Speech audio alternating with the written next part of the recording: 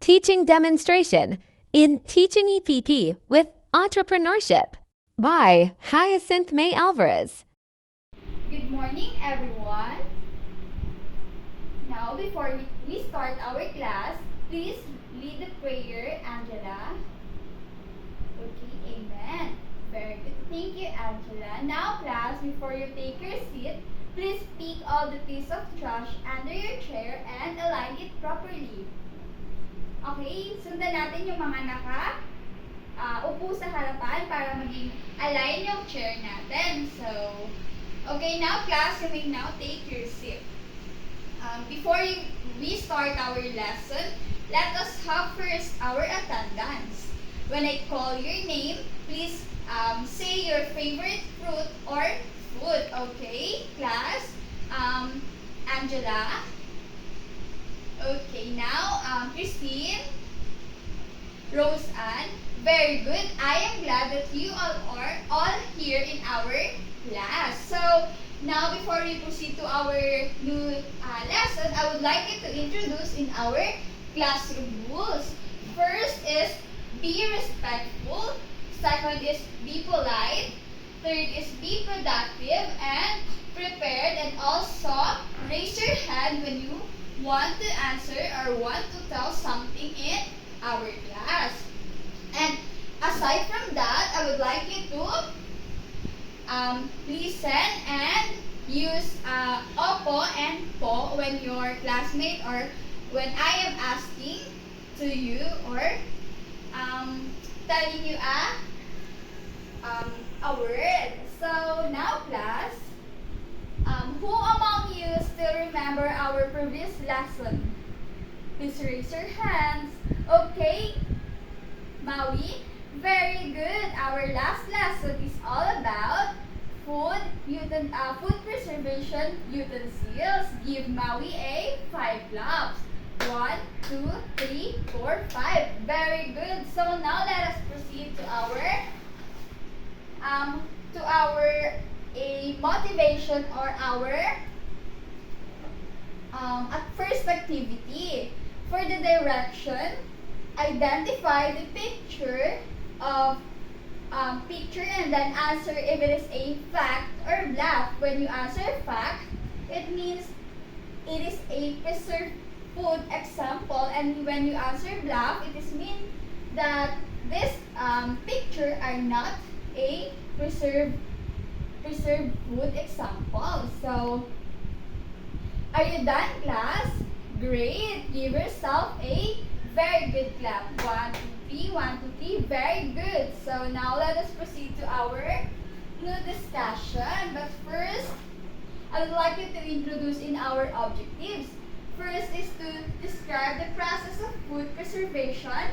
Second is to identify the products of food preservation. And last one is give the importance of product for each food preservation method.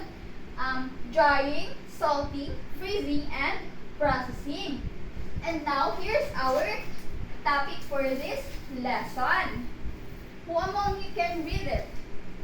Okay, very good. It's a method for food preservation.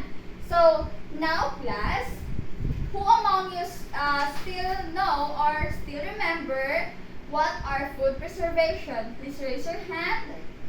Okay, very good. Please give them a 5 claps. 1, 2, 3, 4, 5. Food preservation is ito yung pagpe-preserve or pagpapahaba ng buhay ng ating mga food in safety way. So now, class, let us proceed to the methods of food preservation. First is, what we call that? Please read it.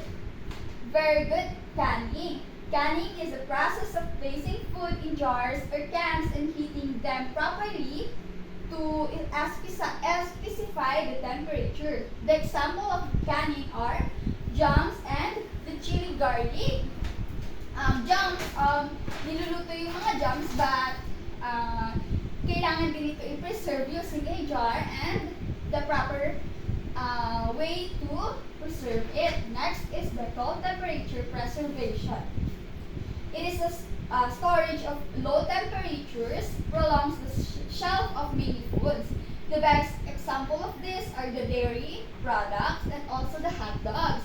Dahil alam naman natin, dapat yung mga milk or mga fresh milk or hot dogs is always nakalagay siya sa cold temperature dahil mas madali itong masira when it display on airborne. So now, the third one is drying. Who wants to read it? Okay, the best example of drying are the mangoes and the banana chips. Alam ko naman na alam ninyo kung ano yung dried mango and the banana chips. And then last, the fourth one is the pickling. It is a process of use an acidic brine to preserve a food. For the example of it are achara and the mushroom pickles. Alam naman natin na kailangan ng achara ng good preservation or the acidic brine. So, next are salting. Who wants to read salting? Okay, salting are preservation with salt edible. The example of salting are daing or the bagoong. Alam naman natin kung ano yung daing at paano yung process ng paggagawa nito, class. Okay, very good. And last one are smoking. Smoking is a process of flavoring, cooking, or preserving food by exposing it on burning or smoldering materials. The example of smoking are tinapa and the traditional ham. So, class, naintindihan niyo ba ang ating lesson for today?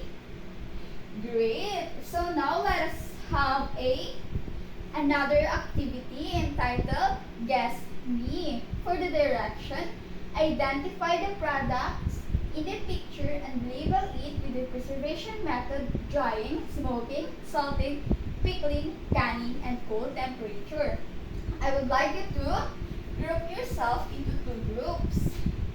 And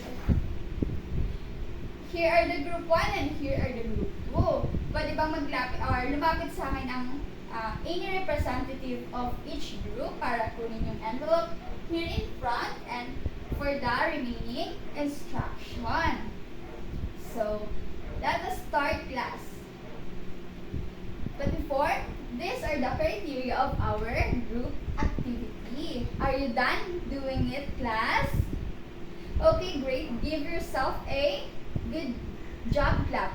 1, 2, 3. 1, 2, 3. Good job. And the next activity that we have is, what we call that? Am I important? This is an individual activity, class. So you need to get a piece of paper and a pen to write it on this, because after our class, I will going to collect this to serve as your quiz or another written activity. So for the instruction, explain. Give the importance of the product for each food preservation method in drying, salting, freezing, and food processing or cold processing. And these are the criteria. 10% clarity, 5. Time management for answering is 5. And the total of 20 points. So, I will give you 5 minutes to finish this activity, class. Are you done, class? Great. So, let us proceed now to our next activity.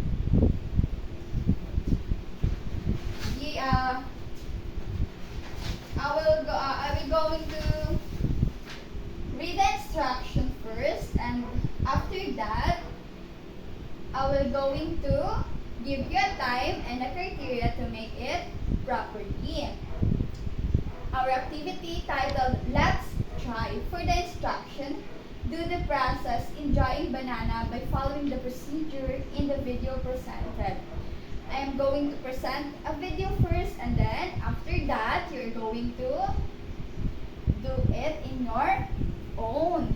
So, here are the criteria of your activity. Product outcome is 15.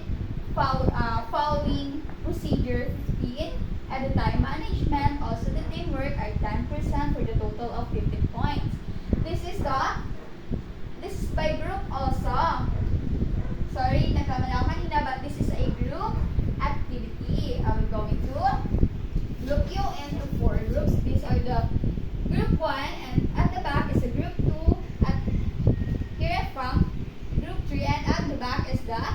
group 4. So, now class, I will give you 5 minutes to finish this, preparing or manipulating your activity. Then after that, I will give you another 3 minutes to finish and explain it on front. Did you understand, class?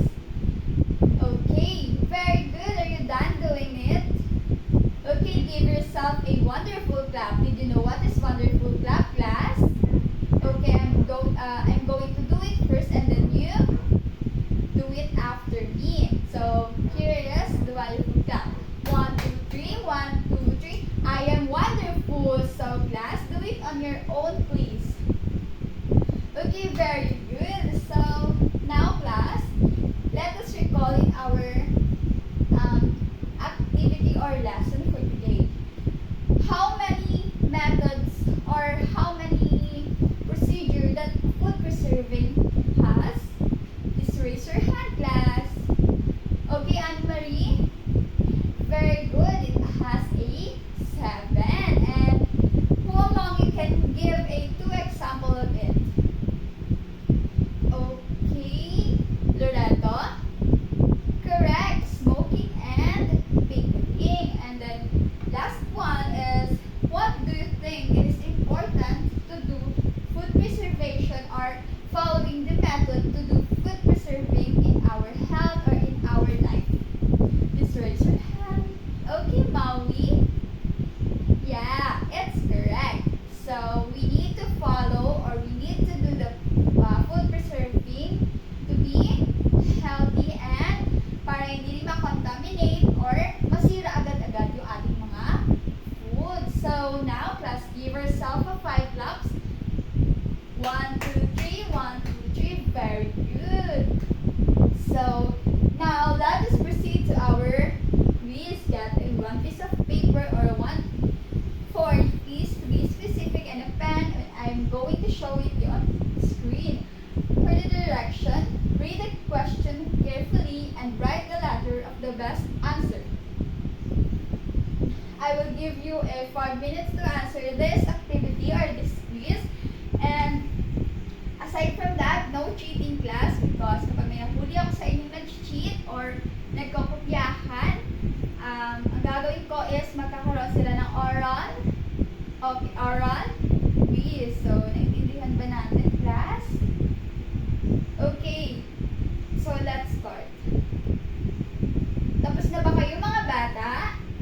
Okay, very good. So now let us give you a round of applause. Okay, now class, please stand.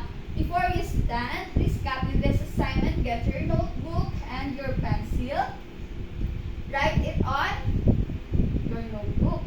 For the assignment, is choose only one method of preserving food and make an example of it and bring it on class.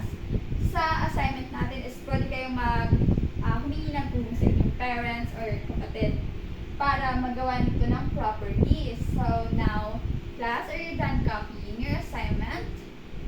Okay, so thank you for your attention this morning. Please stand. Please all stand and pack your things properly and pick out a piece of paper under your chair and align it properly. So, goodbye, class. Okay, see you tomorrow in our next lesson. I hope that you enjoy our topic for today and you learn about our lesson in methods in food preservation. So, goodbye, everyone.